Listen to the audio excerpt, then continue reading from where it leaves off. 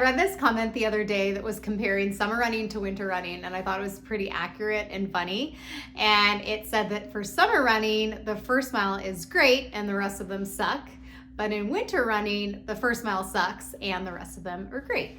And I just had a little laugh when I read that, because I agree that that first one in the winter is really, really rough. But the good thing is if you can get through that first mile, you're dressed appropriately, you have all the right tips in place that you're following, it can actually be something really, really great. And I'm not just saying that.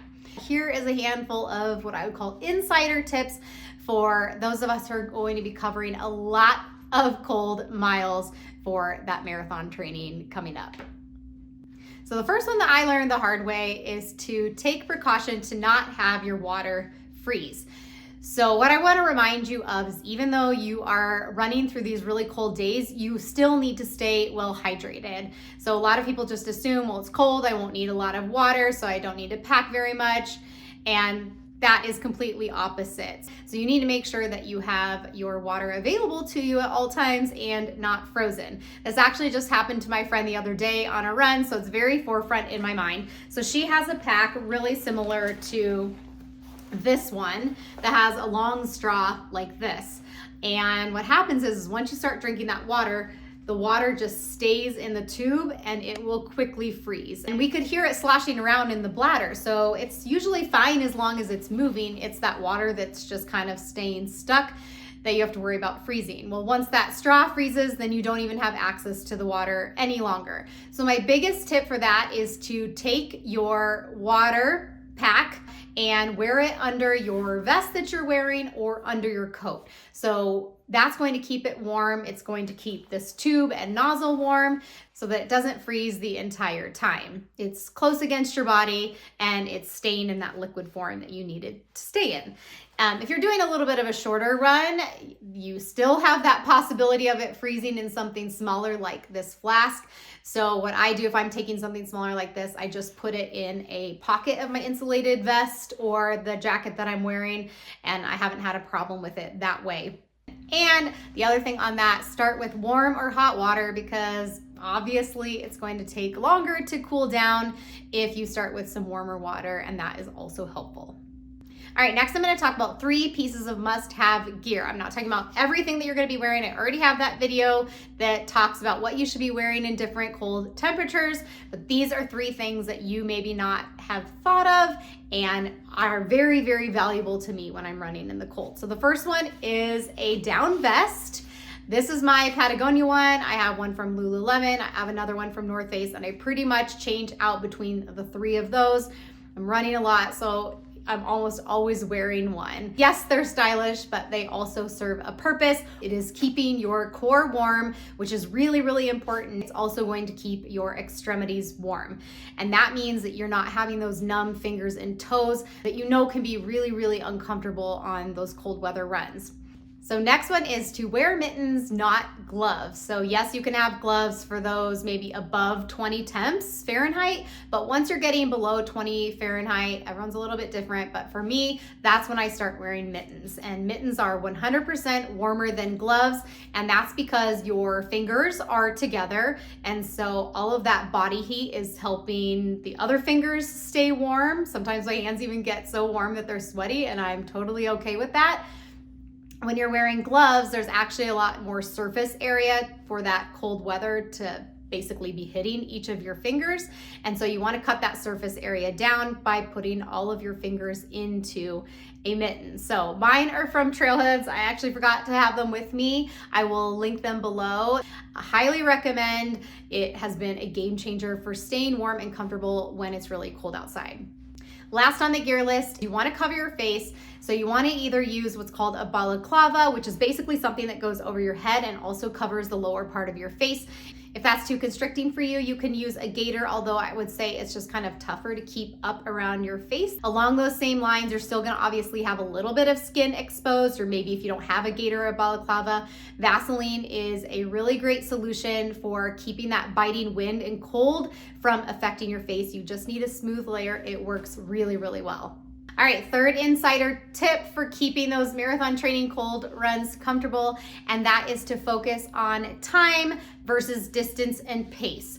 So instead of maybe really focusing on having 15 miles in that you're going to get that day, you know that you're going to have to slow down because it's cold. Performance starts to drop at about 40 degrees Fahrenheit, so you can only imagine what's happening when you're hitting 20 or the teens or the zeros or the negatives. And so you have to just adjust your expectations and really just focus on getting the time on feet. So instead of having 15 miles that maybe you're originally doing, think about how long that would typically take you to do and just do the time instead. If you do end up doing the distance, that's fine, but then you just need to know that it's going to take you longer and you need to be okay with that. So don't worry about looking at the pace on your watch. It's just going to get in your head. You're going to try to force yourself to go faster, which is going to make your heart rate spike. And especially if it's something like an easy run, then you're completely defeating the purpose of the intention of that run.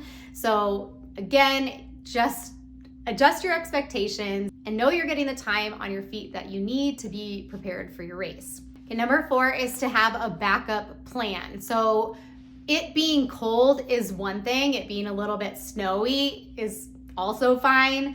But once it starts getting really icy outside, or it's blizzard conditions, or really, really deep snow, then you have to adjust what you were probably going to be doing in the first place of going outside. So if you're saying to yourself, well, I don't have a treadmill, this is what I mean by having a backup plan ahead of time. So if you don't have a treadmill, then this would be a great time, even when the weather is okay, to call your local rec center or gym and ask them if they have a day pass that you could get. You don't need to get it right away, but at least you know that if the weather ends up being bad on a certain day, okay, well, this is a day I'm going to go get a day pass and I'm just going to do this run on the treadmill. That's your backup plan. And then you don't get to use the excuse of that, oh, well, it was too cold outside, so I couldn't get it done. And if that's not going to be a possibility, then yeah, you can definitely adjust your week. I mean, you can easily do that if you're doing something like 5 runs per week, then you just push it. If you know the weather's going to be much better tomorrow, that's totally fine. But again, think about beforehand, okay, if I have a bad weather day one week, what is the best way to adjust my schedule to make sure that I'm still running each of these with intention? I'm not running hard days back to back. I'm getting an active recovery and I'm preparing for my marathon in the best way possible. And I'm not saying you're never, ever gonna miss a run in your marathon training. It happens, but you don't want to give yourself that option early on. You want to just assume that you're going to get everything done. Last year I had to do a 3-hour long run. I'm pretty sure it was my last long run before Boston, so 3 weeks out, and I had to do the entire thing on the treadmill. It was not fun, but it built a lot of mental fortitude, and that marathon is where I got my PR. So I think all those winter marathon training days made a difference. So really, guys, if you can get out there, if you can get it done, where there's a will, there's a way. It will help you be a stronger runner, I promise. And number 5 is one I think you probably wouldn't think of, and that's don't stop if you can help it. So yeah, there's gonna be times where you might need to go to the bathroom or stop at a stoplight, but if you can keep moving like at a stoplight or something, or I don't know, I've been on runs with friends where maybe one person is using the restroom and we're not.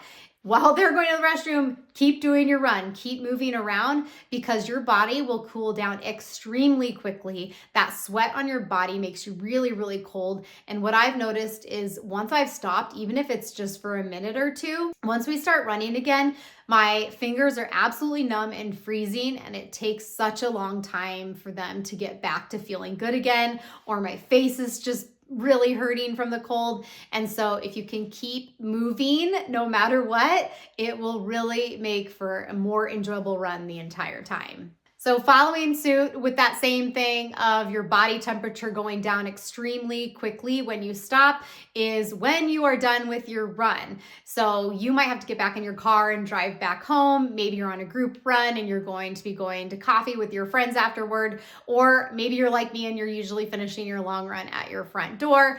No matter what it is, you want to get out of those cold, sweaty clothes as quickly as possible. Now, if you're thinking like, why would I be sweaty? It's super, super cold. On my really cold run that I did a couple of weeks ago, it was like 10 degrees outside. I got home, took off my coat, and my shirt and sports bra were absolutely soaked in sweat, which means that my coat was doing a great job of keeping me warm. This is exactly why I was comfortable on my run, because I was wearing the right gear. But if I would stand around in that, I would get really, really freezing. So you want to get out of those clothes as quickly as possible. I recommend jumping in the shower right away. That will make a big difference in your comfort level as well. But at an absolute minimum, like I said, if you are meeting friends for coffee or something right after, or you have to get on a Zoom call immediately. I know I've walked in the door from those cold runs and had to get on a coaching call. At least get out of those cold clothes as fast as possible. Get something warm on and you'll feel much more comfortable. Number 7, this is mind over matter. So really getting out your front door in that cold, gross weather is the absolute worst part. Like at no time is it harder to leave your warm bed when it's like 10 degrees Fahrenheit outside and you know that you are going to willingly put yourself out the front door into those conditions. But once you start and you get through that tough first mile and you're starting to get comfortable, there is really something extra special about being in that calm, crisp air, realizing that you're the type of person who does hard things, knowing that by getting out there, you are going to be that much more prepared for your race ahead. And you can say to yourself, dang, I am a badass.